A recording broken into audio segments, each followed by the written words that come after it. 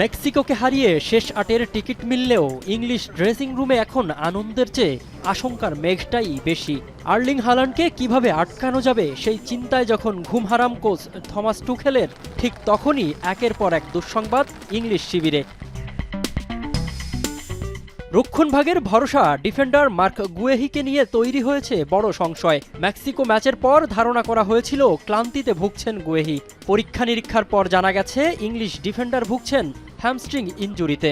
নরওয়ের শক্তিশালী আক্রমণের বিপরীতে রক্ষণের এই মূল স্তম্ভকে ছাড়াই মাঠে নামতে হতে পারে ইংল্যান্ডকে। মাঝমাঠের দ্বিতীয় ধাক্কাটি আরও বেশি যন্ত্রণাদায়ক।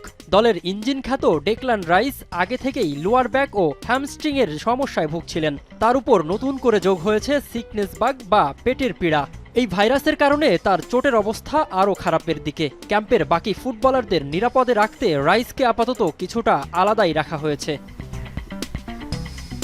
ইনজুরির এই চেইন রিয়াকশনের মাঝেই টুখেলের পরিকল্পনাকে পুরোপুরি লণ্ডভণ্ড করে দিয়েছে ফিফার কঠিন সিদ্ধান্ত। মেক্সিকো ম্যাচে সরাসরি লাল কার্ড দেখা ডিফেন্ডার জারেল কোয়েনশাকে 2 ম্যাচের নিষেধাজ্ঞা দিয়েছে ডিসিপ্লিনারি কমিটি। এর মানে নরওয়ে ম্যাচ তো বটেই, ইংল্যান্ড সেমিফাইনালে উঠলেও খেলতে পারবে না বায়ার লিভারকুজেনের এই তারকা। তবে এই নিকষ অন্ধকারের মাঝেও টুখেলকে এক চিলতে আশার দিশা দেখাচ্ছে রিস জেমস। ইনজুরি কাটিয়ে চেলসির এই রাইট ব্যাক বৃহস্পতিবার অনুশীলনে ফিরেছেন। কিন্তু নকআউটের এই অগ্নি পরীক্ষায় টুখেল তার সেরা একাদশ কিভাবে সাজান সেটাই এখন দেখার বিষয়। মিনারুল ইসলাম, এখন।